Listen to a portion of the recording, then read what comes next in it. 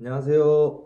도리교회 관현 목사입니다. 오늘 은사특강 11번째 시간이 찾아왔고요. 오늘 은사특강의 주제는 예언의 은사입니다. 예언 은사.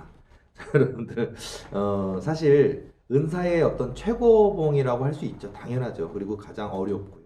은사의 꽃이고 은사의 최고봉이지만 가장 마치 우리가 등산 이렇게 어려운 하시는 분들 있잖아요. 등반가들이 했을 때 히말라야 최고봉 이런 것처럼 사실 어마어마하게 어려운 거고 엄청나게 힘든 거고 또 이 예언의 은사를 받게 되거나 또 하나님이 주신다면 고난은 기본이에요. 그러니까 그냥 되는 건 없어요. 철저하게 낮아짐도 경험하고 물질적인 어려움도 경험하고 사람을 통한 연단도 있고 또 영적인 연단, 사단의 공격도 있고 또 다른 굉장히 많은 은사들이 함께해서 예를 들어서 예언의 은사만 달랑 받는 게 아니고요. 예언의 은사는 지혜의 은사, 지식의 은사, 영들 분별함의 은사도 있어야 되고요. 그러니까 기본으로 들어있는 거예요. 그다음에 중보기도의 은사나 또는 투시의 은사, 이런 예지의 은사도 같이 있게 돼요. 그러니까 예언의 은사가 달랑 하나만 있는 건 아니에요. 그리고 물론 예언의 은사를 받았으면 모든 걸 다 할 수 있는 게 아니라 예언 은사도 이렇게 부분적인 예언만 가능하거나 아니면 어떤 하나적 어떤 일시적인 어느 한 가지만 허락되는 그런 것만 알게 하실 때도 있어요. 그러니까 그런 것들이 그냥 예언의 은사를 받으면 모든 사람에 대해서 모든 것을 다 안다고 생각했는데 그렇지는 않아요. 근데 그거는 진짜 초고도의 훈련을 받은 정말 예언 은사자, 우리가 성경에도 있잖아요. 예언자 중에 예언자, 선지자 중에 선지자, 이런 것처럼. 그래서 그런 분들에게는 아마 모든 것들을 다 알게 되고 또 하나님께서 주시는 것도 있고 또 예언 은사자들은 꼭 필요한 게 절제 은사예요. 네, 이런 것도 여러분들이 꼭 참고하시면서 은사를 사모하셔야 되겠고 구하여야 되겠지만 구한다고 그 연사를 부려주시는 거 아니에요. 은사는 말 그대로 선물입니다. 자, 예언의 은사를 얘기를 하면서 몇 가지 성경 말씀을 보니까요. 베드로후서 1장 21절 말씀 보면 예언은 언제든지 사람의 뜻으로 되는 것이 아니요 오직 성령의 감동하심을 받은 사람들이 하나님께 받아 말한 것임이라. 성경에 있죠. 하나님께 받아 말한 것입니다. 예언이라는 거. 물론 예언은 예언이 있고 미래적 예언만 있는 건 아니에요. 예언이 마치 우리가 영을 분별하듯이 영을 분별하는 상황도 예언이 될 수 있고요. 또는 사람에 대한 판단도 예언이 될 수가 있습니다. 그것도 예언이고 또 미래적인 예언도 있어요. 미래도 여러 가지가 있습니다. 단기적인 예언, 장기적인 예언 여러 가지가 다 있는데요. 또 또 시대적인 예언도 있고 나라에 대한 민족에 대한 예언도 있어요. 그런 것들을 다양하다라는 거고요. 고린도전서 14장 32절 말씀 보면 예언하는 자들의 영은 예언하는 자들에게 제재를 받나니. 자, 여러분 예언하는 분들이 다 참 예언자가 아닌 게 많아요. 거짓 예언자도 있습니다. 분별하셔야 되고요. 상식적인 예언자들도 있어요. 분별하셔야 되겠고요. 상식적인 예언자들은 보통 목사님들이 권면의 말인데 그냥 축복의 말, 권면의 말인데 예언하시는 건가라고 이렇게 헷갈려 할 때가 있는데 예언은 아닌 권면의 말. 근데 상식적인 예언이라고 그래요. 보통 그거를. 근데 사람들은 너가 위대해질 것이다. 그럼 예언 받는 줄 알고 그건 아니에요. 그런 것들도 좀 분별을 하셨으면 좋겠는데 또 그래서 우리가 참 예언자들을 통해서 어떤 거짓 예언이라고 분별받는 거 아니고 참 예언인데 그 예언에 대해서도 진짜 고도의 훈련받은 선배들, 믿음의 선조들, 선배들을 통해서 이렇게 제재를 받는다, 분별을 받고 또 이렇게 훈련받는 거 굉장히 중요할 것 같아요. 그리고 이제 아까 얘기한 거짓 예언이나 마귀 예언이나 잘못된 예언에 대해서는 그것도 우리가 분별을 하는 것도 굉장히 필요할 것 같고요. 데살로니가전서 5장 20절 말씀 보면 예언을 멸시하지 말고 근데 보면 이 시대에 보면 한국 사회, 한국 교회가 예언을 너무 신봉하는 것도 문제가 있고 또는 완전 예언 만능주의도 문제가 있어요. 이것도 굉장히 제가 경계하는 부분이에요. 예언은 존재합니다. 그런데 예언 만능주의. 그러니까 순종도 없고 기도도 없고 봉사도 없고 헌신도 없고 그냥 어느 날 몇 월 며칠 하나님이 뭐라고 얘기하셨으니까 본인은 그렇게 된다. 그런 예언 만능주의가 문제고 예언 만능주의는 안 이루어져요. 그러니까 이제 저희가 이제 나중에 이제 예를 들어서 질문을 많이 하시는 분도 있어요. 예언이 왜 안 이루어지는 것이죠? 뭐 이런 질문들 제가 막 또 시간이 되면 답변을 해드릴게요. 예레미야 14장 14절 말씀 보면 여호와께서 내게 이르시되 선지자들이 내 이름으로 거짓 예언을 하도다. 나는 그들을 보내지 아니하였고 그들에게 명령하거나 이르지 아니하였거늘 그들이 거짓 계시와 점술과 헛된 것과 자기 믿음의 거짓으로 너희에게 예언하는도다. 하나님이 말하신 거 아닌데 자기 뜻으로 거짓 계시, 점술, 헛된 것, 자기 마음의 거짓으로 너에게 예언하는도다. 이런 분들 이 한국 교회 안에 많이 있습니다. 여러분 예언자라는 타이틀을 갖고 있다고 해도 절대 속아 넘어가지 마시고 그분이 진짜 예언자인가 그 예언이 참인가에 대해서 여러분들이 좀 분별할 수 있는 것들을 많이 확인해 봤었으면 좋겠어요. 그 교회가 좀 오픈되어 있는 교회인지 어떤 그 기도원이나 그 목사님이나 어떤 그 예언하시는 그 사역자가 그렇게 오픈되어 있는 분인지 또 성경의 기초를 가지고 있는 분인지 삼일체적인 그런 성부 성자 성령 그러나 한 분 하나님이시에 대한 정확한 신학적인 이해를 갖고 있는 분인지 겸손한 분인지 또 그 사역의 열매 그 예언을 받은 것이 어떻게 성취되었는지 그런 여부를 좀 종합적으로 보아서 참 믿을 만한 신뢰할 만한 그런 분들에게 어떤 그런 분들이 여러분에게 어떤 멘토가 있어서 또 마치 다윗에게 나단 선지자가 있었던 것처럼 또 사무엘 선지자가 있었던 것처럼 그렇게 여러분들에게 그런 정말 여러분들이 어려울 때 힘들 때 분별해야 될 때 돌다리 두들기고 가볼 때 확인할 수 있는 분이 한 분이라도 여러분 인생에 있다면 그건 아주 좋습니다. 그러나 이제 그렇게 그런 분을 찾기가 너무 어려운 시대인 것 같아요. 그래서 어쨌든 거짓 선지자들이 있다라는 거, 거짓 예언을 하는도다. 내 이름으로 거짓 예언을 하는도다. 그렇게 하나님이 보내지 않았는데 그들이 마음대로 하나님 음성이라고 하는 사람도 있어요. 조심하시기 바랍니다. 다음 예레미야 28장 9절 말씀 보면 평화를 예언하는 선지자는 그 예언자의 말이 응한 후에야 그가 진실로 여호와께서 보내신 선지자로 인정받게 되리라. 그러니까 어떤 예언을 했는데 그 예언이 성취되는 걸 보라는 얘기죠. 뭐 평화를 예언했다 그러면 그 평화가 이루어졌느냐는 문제예요. 그런 것처럼 여러분들이 좀 더 삼원은 하시고 또 여러분이 직접 받게 되었을 때도요 시행착오가 많이 있을 거예요. 그런 것들을 예를 들어서 은사자들이 있잖아요. 50%는 맞고 50%는 틀리고 그게 막 헷갈려요. 맞을 때도 있는데 왜 틀리는 거지 하고 본인이 헷갈리기도 하고 그 예언 은사자가 사역을 해도 되는 줄 알고 하다가 듣는 사람들이 저분이 어떨 땐 되게 정확히 맞는데 어떨 땐 되게 틀리네 하면서 뭐 잘못된 거 아닌가라고 헷갈릴 때가 있는데 50%는 맞고 50%는 틀린 초보 은사자의 과정을 다 거쳐요. 근데 이 초보 은사자 과정을 10년, 20년 하시는 분도 있어요. 그러니까 은사 받은 지 한 1년쯤 됐다고 해서 어떤 그 하나님이 쓰실 만한 귀한 선지자로 바로 되는 건 또 아니에요. 훈련이 그만큼 길어요. 힘들어요. 자, 그런 게 있다라는 것도 한번 알아보셨으면 좋겠고요.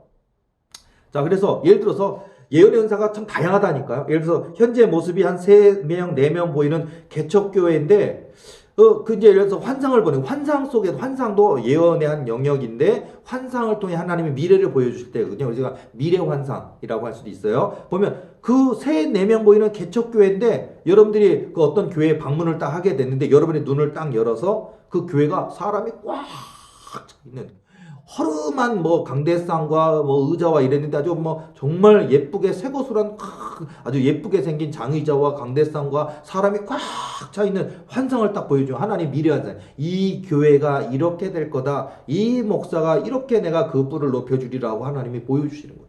그러니까 여러분들이 예언 사역자이기 때문에 이렇게 보여주실 때도 있고 아니면 여러분들이 예언의 영이 잠깐 일시적으로 잠깐 열어서 여러분들이 하나님 제가 섬길 교회는 어딥니까? 내가 뿌리 내릴 교회는 어딥니까? 지금 교회를 정해야 되는데 나로 깨닫게 하소서 나를 인도하여 주옵소서 하다가 어느 교회를 한번 방문하게 됐는데 예배 중에 교인 4명밖에 없는 교회인데 그렇게 기도하는데 여러분의 영이 확 열리면서 환상이 보이면서 3, 4명 모이는 개척교회가 막 200명, 300명 넘는 교회처럼 확 커지면 보이는 거예요. 그 교회 맞다라는 얘기예요.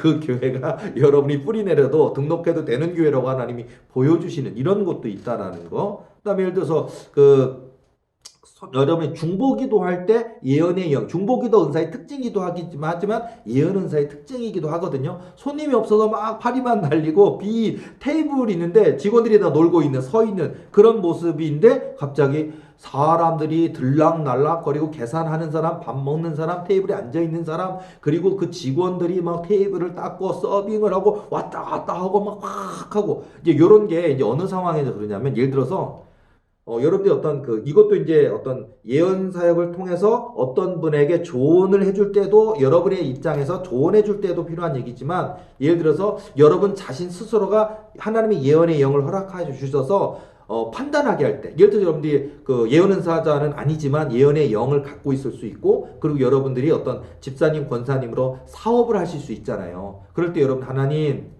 제가 새로 개업하고자 하는데 어딥니까? 그리고 이곳 가보았는데 여기 계약해도 됩니까? 보증금 얼마에 월세 얼마라 그러는데 망해서 나갔다고 합니다. 홀은 크고 넓은데 이게 굉장히 이 오공하는 그런 빈번한 골목은 아니고 좀 외진 곳에 있는데 괜찮을까요? 라고 이렇게 가서 그 가게를 놓고 계약하기 전에 부동산에서 보여주셨는데 가서 이렇게 딱 기도할 때 여러분의 눈을 확 열려서 너무나 예를 들어서 이제 빈 곳이 아니라 예를 들어서 지금 이제 망해서 이제 넘기려고 하는데 야 이렇게 넓은 홀인데 저렇게 놀고 있네 뭐 이런 거 있잖아요. 근데 여러분이 눈을 닦고 기도하는데 이렇게 부흥하는 모습을 보여준다. 식당이 잘 되는 모습을 보여준다. 그럼 여러분 계약해야죠. 그러면 굉장히 싼 가격에 계약할 수 있을 거예요. 왜냐면은 손님이 너무 없어가지고 그냥 막 넘기려고 그러면 보증금도 작게 또 월세도 작게 책정할 수 있으니까 이제 그렇게 하나님이 주셔서 여러분들이 좋은 선택을 할 수 있도록 영을 열어주시는 경우도 있고요. 자, 그 다음에 아까 뭐 상식적인 예언 이런 게 성경적인 예언이 뭐냐 그랬을 때 우리가 뭐 목사인 저도 뭐 성경 한 200개 정도 구절은 제가 외우고 있거든요. 그런 것처럼 뭐 구하라 그리하면 주실 것이요. 그냥 그게 예언인 것처럼. 근데 진짜 성경 말씀으로 예언을 주실 때도 있어요. 예언적 말씀, 성경 말씀으로 예언을 주실 때도 있는데 목사님이나 이런 분들이 권면의 말, 축복의 말인데 구하라. 그리하면 주실 것이라 막 그러면 예언이구나 기도도 해야겠구나 그러는데 그거는 예언은 아니에요. 근데 우리 많은 사람들은 예언인 줄 알고 우리 목사님 예언자야 막 이러는데 요거는 예언의 은사가 아닙니다. 이제 그리고 이제 그런 것처럼 됐거나 아니면 뭐 하늘의 용사여 마음을 넓고 크게 하라 높은 것을 구하라 모든 것을 주신다 염려하지 말라 뭐 이렇게 하면 여러분도 나로 뭐 용사로 기도원 같은 용사라고 막 얘기해 주시고 마음을 크게 하라고 그러고 맞는 얘기죠. 좋은 얘기죠. 용사 같아야죠. 마음도 크게 해야죠. 그리고 걱정하지 말라 하니까 너무 감사하죠. 근데 이건 그러니까 뭐랄까 이렇게 될 거고 희망을 가져라 힘내라 기도해라 하나님 역사하신다라고 위로하고 격려하는 그런 성경적인 상식적인 예언을 하는 경우도 있습니다. 요렇게 예언은 안 돼요 원래. 그런데 요렇게 얘기하시는 분도 많아요. 여러분들 그건 예언인 줄 알고 그러면 안 돼요. 그러니까 여러분들이 어디 가서 한번 예언 좀 받아볼까 막 하고 하실 때도 물론 이제 진짜 예언자도 있어요. 그런데 이제 초보 예언자도 있고 상식적인 예언자도 있으니까 좀 분별을 좀 하셔야 될 것 같아요. 그리고 그런 걸 들으셨다 하더라도 고지고대로 묻고 있고 뭔가 결정해야 되는데 그 상식적인 예언을 듣고 뭐 하라는 얘기인가 보다 하고 뭘 결정했다가 낭패 보는 게 굉장히 많습니다. 조심해야 될 것 같아요. 자, 그리고 여기서 예언된 말씀이 달라질 수도 있을까요? 자, 예언이 참 예언이라면 안 달라집니다. 예언은 언약은 성취돼요. 우리 인생이 짧지만 100년이라도 1000년이라도 이루어져요. 근데 우리 예언이라는 게 우리 어떤 민족 예언이나 나라 예언이 아닌 이상 개인 예언은 그분의 생애 뭐 100살까지 살지 모르지만 그 생애 안에 이루어진다는 얘기예요. 개인 예언은요. 그러니까 그 분이 순종한다면 이루어지는데 항상 우리가 예언은 있는데 순종을 우리가 다 까먹는 경우가 많아요. 몇 월 며칠까지 참으랬어. 몇 월 며칠까지 하나님이 주신대. 그러니까 나 이겨낼 거야. 이것만 있는데 예언에는 항상 뭐가 따라오냐면 순종이 있어요. 그러니까 그 예언이 성취되기 위해서 하나님이 마음을 조급히 여기지 말아라. 인내라고 하셨는지 아니면 기도하라 하셨는지 뭐 열심을 내라 했는지 부진하라 하셨는지 뭐 나보다 남을 낫게 여기라 했는지 뭔가 있어요 그게. 근데 순종은 안 하고 기도는 안 하고 예를 들어서 예배를 지켜라 또는 11조를 지키라 뭐 이런 게 있어요. 순종의 이유가 있어요. 그걸 하면 주신다 그랬는데 사람들은 뒤에 얘기를 해 주셨을 텐데 다 잊어먹고 이것만 있어. 날짜만 있어요. 그럼 큰일 납니다. 정작 그 날짜가 됐는데 아무것도 안 이루어졌을 때는요, 내게 말씀해 주신 분이 참 예언자라 할지라도 무슨 예언자인데 나한테 예언해 준 거 하나도 안 맞네 이럴 거예요 아마. 근데 그거는 여러분이 순종하지 않았을 때는 예언이 달라지죠. 그러니까 안 이루어지는 거죠, 예언이. 그러니까 여러분들, 진짜 예언이라면, 진짜 하나님이 주신 예언이라면 성취되고 이루어집니다. 그러니까 여러분들 순종하셨으면 좋겠습니다. 자, 그런데 또 이런 예언도 있어요. 뭐냐면 그 짜고 치는 고스톱 예언도 있더라고요. 근데 이거 조심해야 돼요. 뭐냐면 그 어떤 어머니가 아주 신뢰하는 예언한다고 하는 권사님을 통해서 예언을 받았는데 이분이 막 괴로워하는 거예요. 사연이 뭐냐면 어떤 형제를 교제하게 되고 사귀게 되고 사랑하는 마음이 생겨서 연락도 하고 만나고 교제하고 결혼했으면 좋겠고 막 하는데 이제 이 자매의 엄마가 그 사실을 알았는데 엄마가 정말 정말 질색으로 싫어하는 스타일의 그 저기예요. 그러니까 사익감이에요.